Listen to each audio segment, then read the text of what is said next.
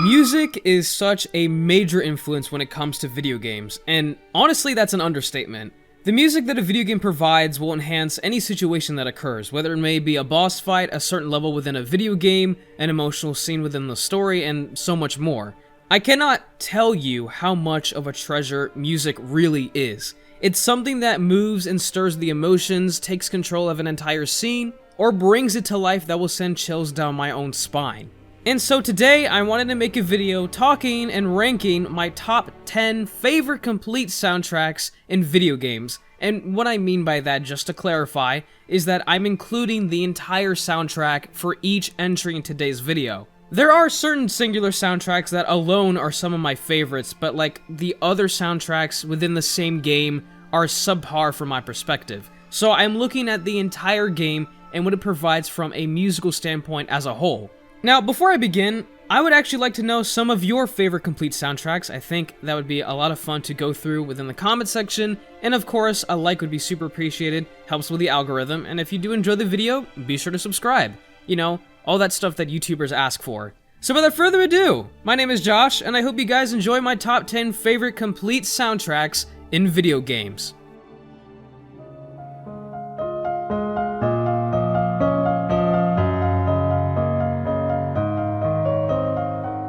When it comes to piano music, I absolutely love it. On top of that, if it's slow and emotional piano, I seriously could listen to it for hours. And I do at some points when I'm going on long car rides.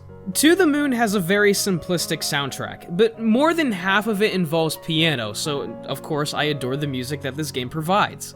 And the music itself really isn't even that complex, but it works so well. To the Moon is an emotional roller coaster of gloom and sparks of happiness that, with the soundtrack, it makes it all such a memorable experience.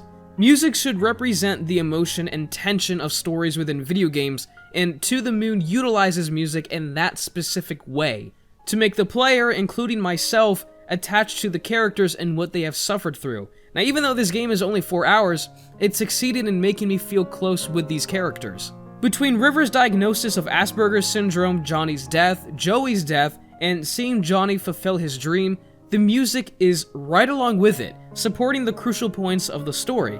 And honestly, I just love piano so much. It's probably one of my favorite instruments, and seeing that in any video game makes it such a great experience.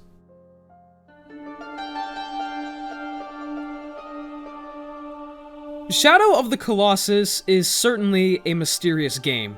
I mean, you're dropped into this world filled with large creatures of stone and flesh without really any context and on who they are and what they're doing here. All of a sudden, your goal is established, okay? To kill all of the Colossi.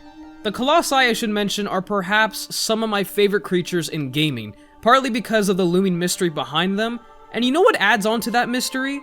The music. The music is nothing short of a masterpiece, with each track composed with such majesty, a theme of mystery and discovery behind half of the complete soundtrack.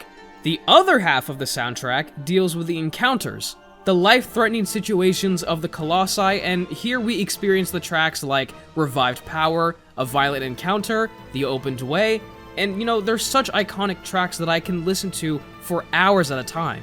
Considering Shadow of the Colossus is a rather short game, it lacks a certain negative aspect about music, and that is redundancy, or repeating the same track until I get bored of it. I was never bored with the music, and I don't think I will be anytime soon, because this game, in my opinion, ended way too soon.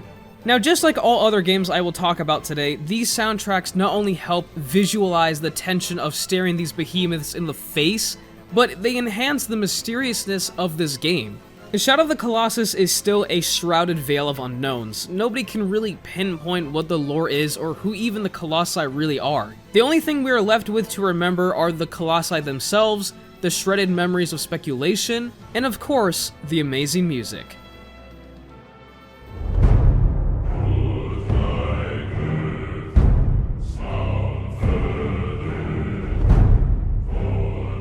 God of War is an incredible game in all categories: the story, level designs, characters, combat, and of course, music. The nature of video games already has a better immersion factor than movies or TV shows because you are able to control the characters. Being Kratos while fighting dragons and other gods is nothing short of brilliance, and to be accompanied by chilling music of epic proportions is something that controls the entire setting of this game. I think this is actually a good time to tell you guys what the deciding factors are for not only including a game on this list, but where it would be placed. And there's 5 categories that I have. How good the music is, how much it emphasizes the emotional scenes, how much it emphasizes the combat, the immersion factor, and of course, how it sets the tone or mood of a video game. When it comes to God of War, I would argue that it hits all of these pillars, just not as strong as the other 7, or the other 7 might have 4 out of the 5 categories, but let's say the immersion factor was so good that I could bypass the 5th one, if that makes sense. The strongest category for me when it comes to God of War is how good the music is. I'm already a fan of epic orchestra, and the Norse-like tone it makes the immersion factor more apparent, and it's just good, man. And if this video was about singular soundtracks, I would 100% put the main theme from this game on this list. So I can assure you that God of War definitely has some amazing music.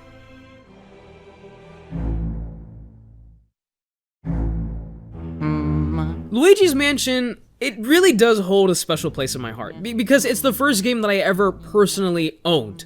I remember, like I said, on Christmas Day, I opened my last biggest present, and seeing both a GameCube and Luigi's Mansion in there. Dude, I was so happy that I cried. I fired up the console immediately and proceeded to beat the entire game in less than 2 days, which nowadays really isn't that big of a deal, but as a 6-year-old, it was a great accomplishment. And ever since that day, Luigi's Mansion and its soundtrack have always lingered on in my mind. It's crazy, because there's something special about this soundtrack, because it's not exactly like emotional or epic, it's just Luigi's Mansion. And that's what makes it so memorable and unique. The soundtrack, I would say, is very atmospheric and extremely good at it too. The music was pretty unsettling for me when I was younger, and listening to the soundtrack again recently, it now becomes this nostalgic wave of my childhood. So I can't really say there's anything bad about it, you know? Luigi's Mansion, man. I honestly have to play that game again. I have to play it very soon. I might stream it on Twitch, but I don't know.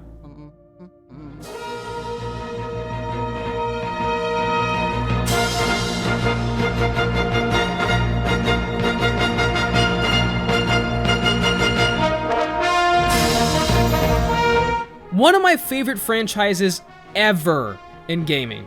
I absolutely love Monster Hunter, and one of the reasons for it being placed so high is because of the soundtracks.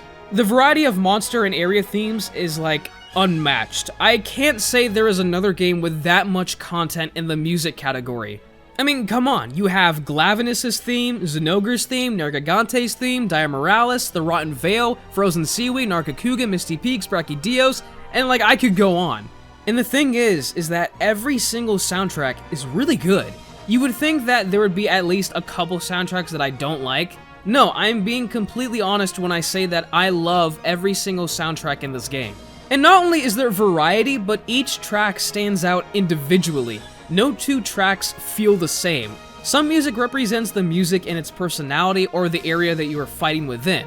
Diamorales' theme, just to give an example, is dark and gives off this doom, apocalyptic tone that represents, well, Diamorales.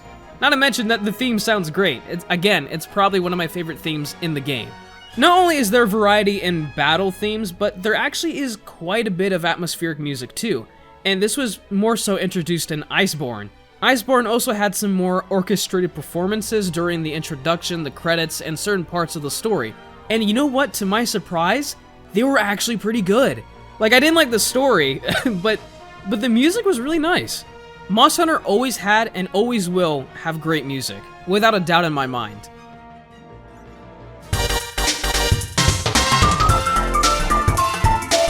The first game that I've ever played was Kirby 64 The Crystal Shards, and the music from this game is something else.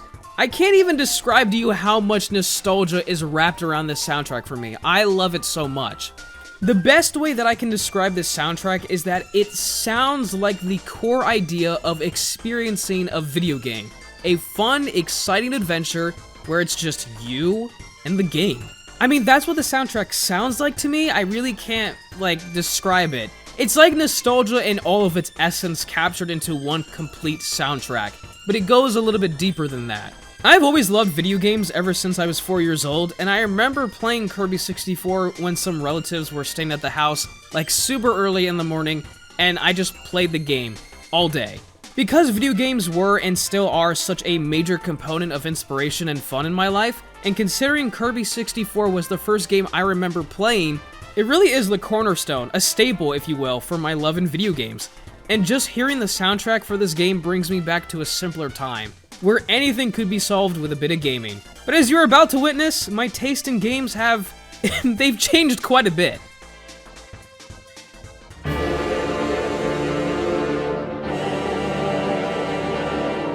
What a major growth spurt in just a few seconds, literally. Now, I want to clarify that I still love Kirby, and I like to play Kirby and Luigi's Mansion.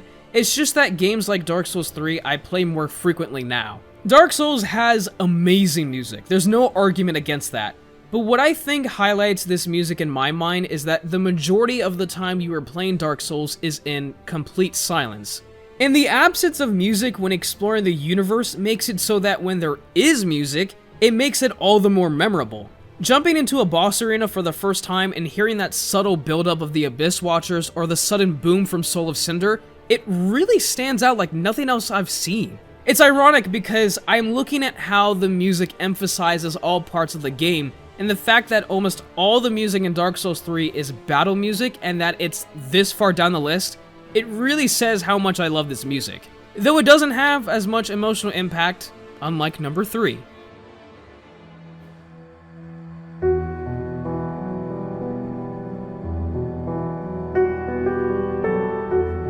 Recently, I have discovered this game, and I have to say that I am extremely disappointed in myself for not playing this game earlier. Besides the great story and gameplay, the soundtrack is phenomenal. Unlike Dark Souls 3, not only does Hollow Knight have pretty great combat music, but atmospheric music as well. And right at the beginning of Hollow Knight, I was introduced to perhaps my favorite soundtrack in the game. If not, it's certainly one of my favorites, Dirtmouth. The melancholic tone is such a depressing yet fantastic way to start the game, and it sets the mood for the rest of your experience. And of course, you have the different themes for the different areas that are all unique in their own aspect, and they're just a joy to listen to while, doing your thing, killing other bugs and fighting secrets. What's ironic is that there really is not that many emotional tracks between Dirtmouth and the rest of the game, at least that I can remember. That is, until we jump all the way to the final boss, Hollow Knight. The lore behind Hollow Knight is cloaked in slavery to a righteous cause that was brutally shattered, leaving this warrior a shell of who he actually was. His theme starts off epic and fast-paced, but once you do enough damage, Hollow Knight is released from his mental prison and it begins to help you defeat him by stabbing his own chest. That sour twist of fate really shines through with the music, and I cannot stress this enough when I say that the music plays such a key role in this fight. His roar is tied to the beginning of the soundtrack, and I love it. Hollow Knight was such a great game, and the soundtrack was so good that I listened to it frequently, just to take my mind off of college and other real-life stresses. Besides Hollow Knight, I would say actually that the next game on this list has the best immersive experience and one of the most unique soundtracks I have ever had the pleasure of listening to.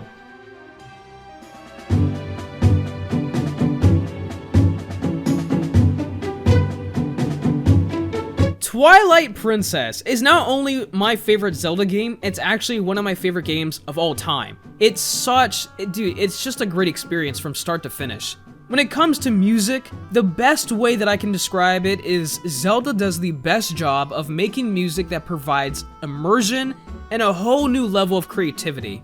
It's iconic, nostalgic, beautifully composed, and I can't say that no other game does a similar job like that in Twilight Princess. I can't really explain it, but the music in the Zelda series altogether is so unique. The other games I've talked about so far are of course unique in their own aspect and in their own respective worlds, of course they are, but I can at least find some similarities from other songs that I listen to, or even with each other. Twilight Princess is a bit different. Sure, it has combat and atmospheric music, but it's so unique from my perspective that I can't find any good reasons for comparison in the first place. Kakariko Village, for example, is extremely nostalgic, and it matches the appearance of the village, of the village, while being a really nice catchy tone. Twilight Princess has a lot of these types of tracks, such as Lake Hylia, Hyrule Field, all the temples, and others. One of my favorites being Midna's Lament. Dude, again, it's simplistic piano, and I just love it. The music when it comes to boss fights, however, I'm not gonna lie, it's not... Okay, it's okay. It's alright, but the other games on this list have better tracks in my opinion. However, the ones that do stand out are some of the best, and I think you know where this is going. Ganondorf's theme. And if you didn't know where it was going, well, there you go. I've mentioned this before, and I'll say it again. That Ganondorf soundtrack really sounds like what I imagine an Emperor of Evil's theme to sound like. It's got a lot of percussion and deep tones that signify the weight of his power. And then there's Zant, who I would say is actually one of my favorite characters in all of gaming. His theme is that of a conqueror, but when he starts to slip, so does the music, and that has stuck with me ever since. Each encounter, every single village or temple is surrounded by the tunes and tones of Twilight Princess that make the immersion factor unlike any other game. I really feel like I'm in Twilight Princess when I play the game. Now, every single game I've talked about so far has had such an impact on me through their own unique musical adventure, that, like I said in the intro, enhances the entire game. However, the number one spot is something that I find so sacred that I truly cannot put it into words.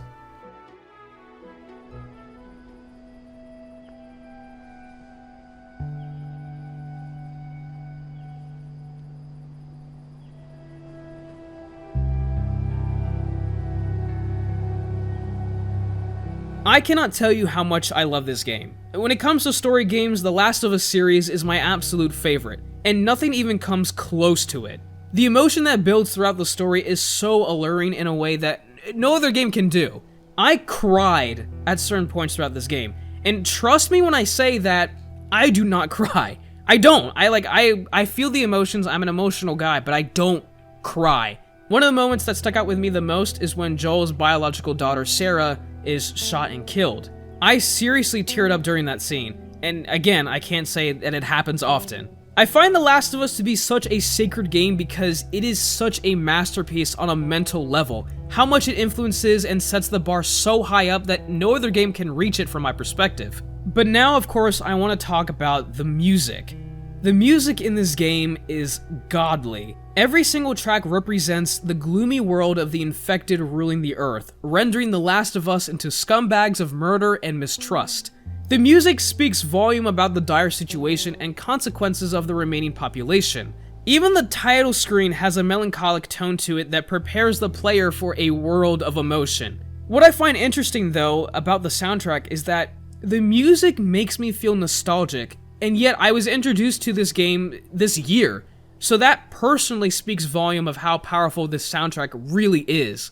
One of my personal favorite soundtracks in the game, by the way, is the main theme. I know I've said that the other tracks are masterpieces, which they still are, I'm not, doubting that, but they are nothing compared to this main theme. And the other soundtracks, such as the ending theme and, like I said, the title theme, that are tied with some of the most emotional parts of the game, are perhaps some of my favorite moments in gaming.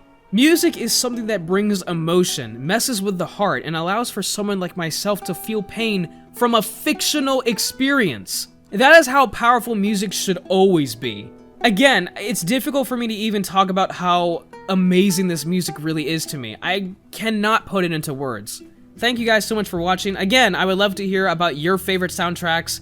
If you don't like mine, well, it's okay. You have the right to do that.